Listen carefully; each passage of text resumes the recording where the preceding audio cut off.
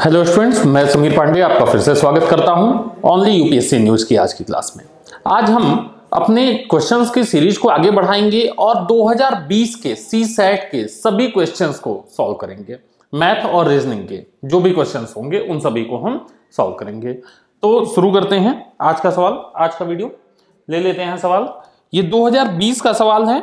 इससे पहले हम लोगों ने 2018 का कराया है, 2020 का करा रहा हूं, इसके बाद 2019 का कराऊंगा। तो साथ में बने रहिए और प्रीवियस ईयर को पेपर देख के एक अंदाजा लगा लीजिए, एक समझ अपनी बना लीजिए कि किस सेक्टर पे आपको ज्यादा फोकस करना है, कहां से क्वेश्चंस ज्यादा आ रहे हैं, आप उनको फोकस कर सकते हैं। चलिए शुरू करते हैं। मार्कर ले लिया जाए। हाँ, पहला क्वेश्चन है, कुछ संख्याएं दी हुई हैं, कह रहा है इनके गुणनफल में कितने शून्य होंगे। संख्याएं देख लेते हैं पहले। 1, 5, then 10, 15, 20, 25, 30। ये यही सीक्वेंस है, 60 तक का है। मार्कर चेंज करते हैं।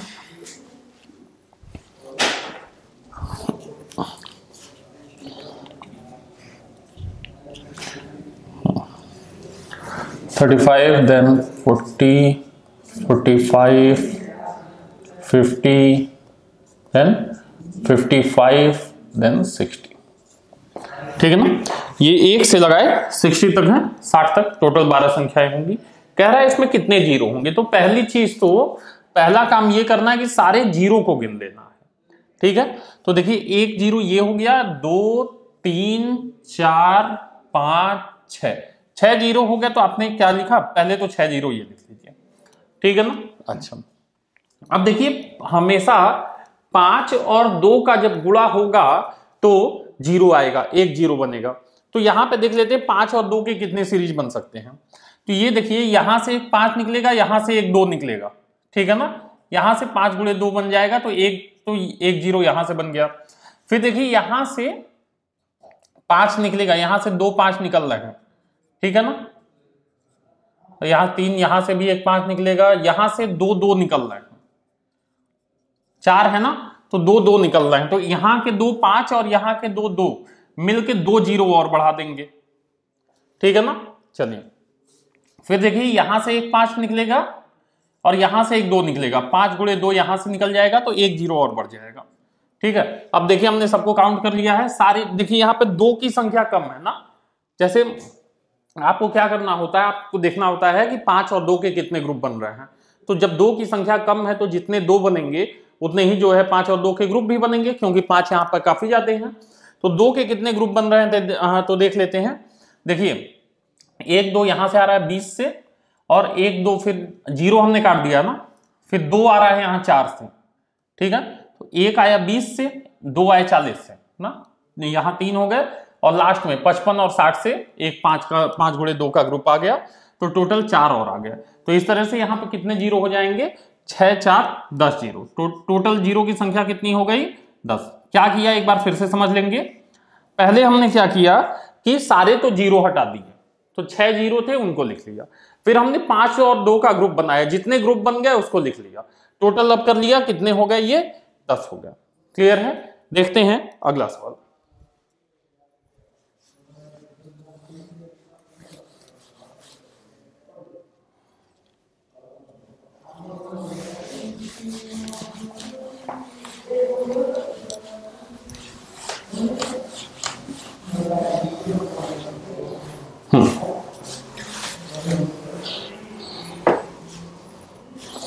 सवाल है, अगला सवाल,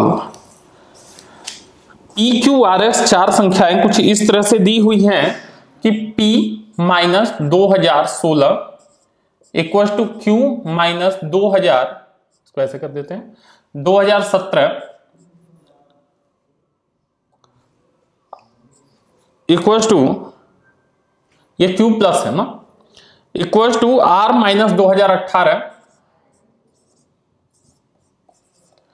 इक्वल टू S प्लस 2019। कह रहा है इन PQRS में सबसे बड़ी संख्या कौन सी है। कौन सी है ध्यान देंगे, देखिए यहां पे हमको इसके लिए कोई डेफिनेट वैल्यू तो दी नहीं है जहां से हम कुछ इसकी वैल्यू निकाल सकें, कोई अंदाजा निकाल सकें, इसलिए हम क्या करेंगे, जरा सा इसको देखते हैं। P में से 2016 घटा दिए तब भी वो Q प्लस 2017 के बराबर है, यानी P जो है वो Q से तो बड़ा ही होगा, समझ रहे हैं। यानी कि अगर कुछ घटाने पे भी वो बराबर है, यानी कि वो बहुत बड़ी संख्या होगी। तो जिसमें से सबसे बड़ी संख्या घट रही है, क्योंकि ये घटाने और जोड़ने पे सभी बराबर हैं, तो जिसमें से सबसे बड़ी संख्या घटेगी वही नंबर सबसे बड़ा होगा। तो आप देखिए यहाँ पे 2017 जुड़ रहा है, इसका तो कोई चांस नहीं है। यहाँ 2018 घटाया जा रहा है, तो ये भी एक बड़ी संख्या होगी। यहाँ पे s माइनस 2019, s प्लस 2019 है, यहाँ जोड़ा जा रहा है, तो ये s जो है बहुत छोटी संख्या हो जाएगी। तो r एक ऐसी संख्या होगी जो सबसे बड़ी होगी, जिसमें से 2018 घटा भी दे रहे हैं फिर भी वो इन संख्याओं के बराबर है। अगर r से कोई छोटी संख्या होगी तो वो p होगी, क्योंकि p से भी घटाया जा रहा है, लेकिन थोड़ा सा इसके कंपेयर में छोटी संख्या घटाई जा रही है, 2016 घटाई जा रही है। यहाँ पे 2018 घटा रहे हैं, बड़ी संख्या है, घटाने के बाद भी वो इन संख्याओं के बराबर है, इसलिए ये बहुत बड़ी संख्या होगी। इसलिए इन चारों में सबसे बड़ी संख्या कौन सी हो जाएगी, r हो जाएगी। देखते हैं अगला सवाल। क्वेश्चन कुछ इस तरह से है कि इसे हटा देते हैं।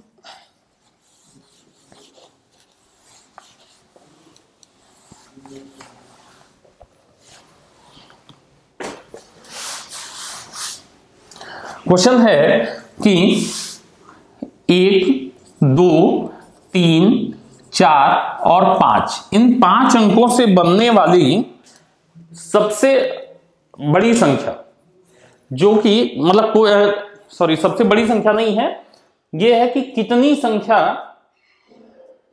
बिना अंकों की पुनरावृत्ति किए कितनी संख्या बनाई जा सकती हैं जो कि अभाज्य हो।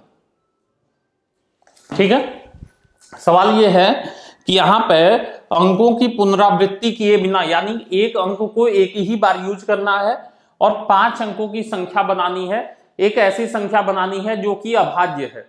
तो ऐसी कितनी संख्याएं हो सकती हैं, ऐसा यहां पे आपसे पूछा गया है। ध्यान दीजिएगा, हम कोई भी संख्या बनाते हैं, कोई भी संख्या, मान लीजिए हम एक रैंडम संख्या बनाए, 1, 2, 3, 4, 5 पूरी लिख दिए, तो हम इसकी विभाजिता अगर चेक करेंगे तो हम क्या करेंगे, पहले तो 2 से चेक करेंगे, हमने कहा लास्ट में 5 है, चलिए अभाज्य हो गई।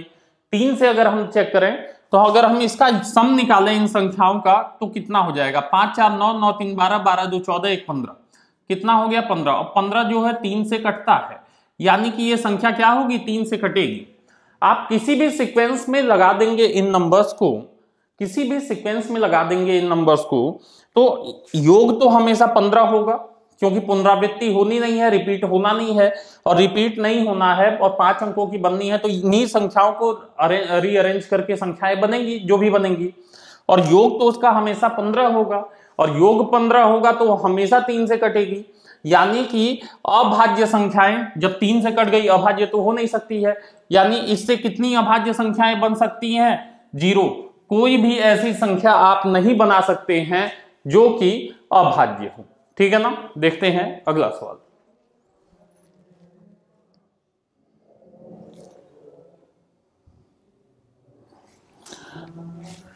ये सवाल 2018 में भी आया था, सेम ऐसा ही सवाल मैंने 2018 वाला पेपर में कराया है। देखते हैं आज फिर इसे, ध्यान दीजिएगा। फिल इन द ब्लैंक्स भरना है, ठीक है ना, और कई जगह भरना है, और हर जगह एक ही डिजिट जो है संतुष्ट करेगी इस सवाल को। देखते हैं, ये जो मैं डैश बना रहा हूं फिल इन द ब्लैंक है, dash plus 1 dash plus 5 dash plus dash dash, यानी ये 2 अंकों की संख्या होगी ना, डिजिट है ये, plus dash 1 equal to 1 dash dash. ठीक है ना। अच्छा, ऑप्शन देखेंगे 2, 3, 4, 5, इनको ऑप्शन से ही करना होगा। आप पुराना वीडियो भी देख सकते हैं, वहां पे भी मैंने बताया है इसको। तो 2, 3, 4 और 5 ध्यान दीजिएगा। यहां पे हम कोई संख्या ऐसी भरें इन चारों में से कि वो हर पोजीशन को सेटिस्फाई करे, एक ही नंबर, मान लीजिए 2 भरा तो 2 पूरे को सेटिस्फाई कर जाए, या 3 भरा तो 3 पूरे को सेटिस्फाई कर जाए। तो अब हम सबको रख के अगर हम देखेंगे तो हमको बहुत दिक्कत होगी। तो हम क्या करेंगे, सबके इकाई अंक मिलाएंगे। यानी यहाँ पे अगर हम 2 रखें, सब पे हम यहाँ डैश पे 2 रख दें, तो लास्ट में यहाँ पे भी इकाई अंक अगर 2 आ जा रहा है तो 2 हमारा आंसर हो जाएगा। ऐसे अगर 3 रखने पे यहाँ 3 आ जा रहा है तो 3 हमारा आंसर हो जाएगा। तो देख लेते हैं सबको रख के, पहले 2 को रखते हैं। चलिए 2 को रखा तो सब जगह मान लीजिए 2 इकाई वाले पे भरेंगे, यहाँ पे इकाई पे 1 है, यहाँ मत भर दीजिएगा, लास्ट में देखते हैं।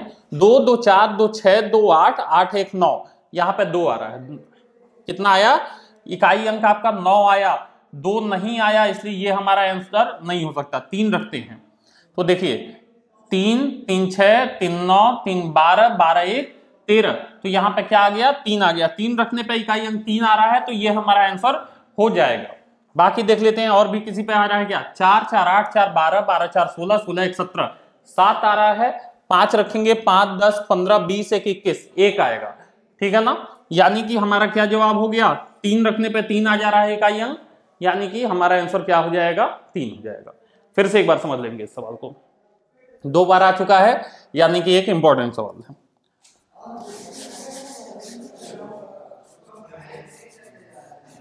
ध्यान दीजिएगा इस सवाल को, यहां पे वही संख्या भरनी है कि इकाई अंक बराबर करने पे, जैसे मान लीजिए अगर हम 2 रख रहे हैं तो यहाँ पे इकाई अंक भी 2 आ जाए, ठीक है। 3 रख रहे हैं तो इकाई अंक भी 3 आ जाए।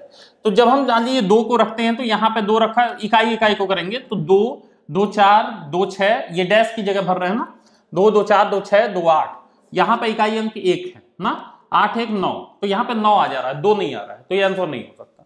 3 रखते हैं तो 3 6 9 12 13, 13 में 3 आ गया, 3 आ गया तो यहाँ पे 3 सेटिस्फाई कर रहा है, ये हो सकता है।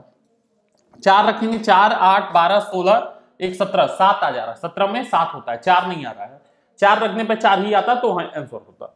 5 रखेंगे तो 21 आ जाएगा, 1 आएगा, 5 रखने पे 5 आता तो आंसर होता, 1 आ रहा है तो आंसर नहीं होगा। 3 रखने पे 3 आंसर आ जा रहा है, तो 3 हमारा आंसर हो जाएगा, ठीक है ना। चलिए बहुत अच्छा, देखते हैं अगला सवाल।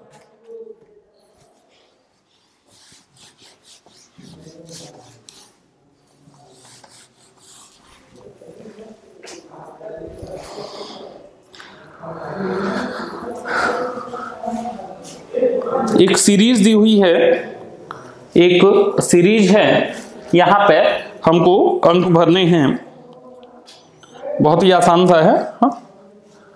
तो है 14, फिर 18, फिर 20 24 30 32 और फिल इन द ब्लैंक ना। अगला बताना, 32 के बाद वाला बताना है। ऑप्शन है हमारे पास 34 36 38 और 40। क्या है, 34 36 38 और 40। क्या हो सकता है देखते हैं। यहां देखिए 4 बढ़ा, 2 बढ़ा, 4 बढ़ा, 6 4 बढ़ा, ये 6 बढ़ा, 2 बढ़ा, ठीक है ना।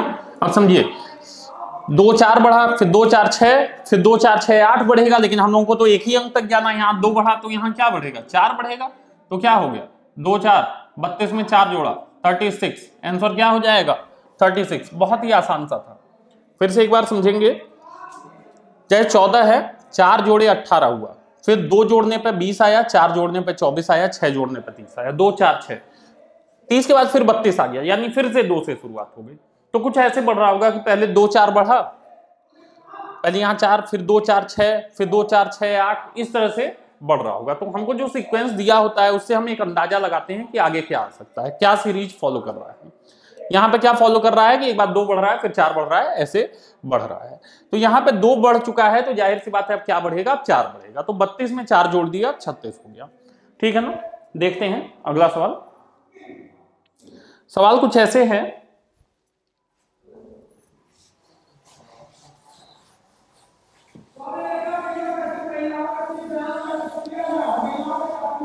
कि एक व्यक्ति के पास 2 छड़ हैं, जिनकी लंबाई है 7.5 फीट और 3.25 क्या है 7.5 एंड 3.25। एक स्केल ऐसी चाहिए जिससे इसको पूरी तरह से नापा जा सके, एक स्केल जिससे इसको नापा जा सके। ठीक है, कह रहा है इसको अगर सही से नापा जा सके तो जो स्केल की लेंथ होगी वो कितनी होनी चाहिए। जाहिर सी बात है कितनी होनी चाहिए, जो इसका SCF होगा। अगर हम यहाँ पे इसके ऑप्शन उठाएं तो कुछ ऐसे हैं 0.05, 0.25, 1 एंड 3.25। क्लियर है ना? अच्छा, याद रखिएगा SCF जो होती है ना वो छोटी संख्या होती है, तो जो भी संख्या होगी वो 3.25 से छोटी होगी। अच्छा, 3.25 के टेबल में कभी तो 7.5 तो नहीं आ रहा है ना, इसका आंसर सीधा सा ऐसी कौन सी संख्या हो सकती है, तो यहाँ पे यही 0.25 ऐसी संख्या है जो इन दोनों को पूरी तरह डिवाइड करेगी। ठीक है, अच्छा 0.05 भी डिवाइड करेगी, 0.05 भी डिवाइड करेगी, लेकिन 0.05 जो होगा वो मतलब सबसे छोटी संख्या, सबसे बड़ी संख्या नहीं होगी ना। यहाँ पे एक बार मैं देख लेता हूँ क्या लिखा हुआ है, स्मॉलेस्ट भी लिख सकता है कभी कभी, तो सवाल को आप पढ़ लीजिएगा। और हमेशा देखिए जब भी सवाल को पढ़िएगा मैथ्स में खास करके, तो एक बार इंग्लिश वर्जन को जरूर देख लीजिएगा। ठीक है, तो यहाँ पे what is the minimum length can you measure, यहाँ पे लिख रहा है कि जो सबसे मिनिमम लेंथ होगी जो आप इससे मेजर कर सकते हैं वो क्या होगी।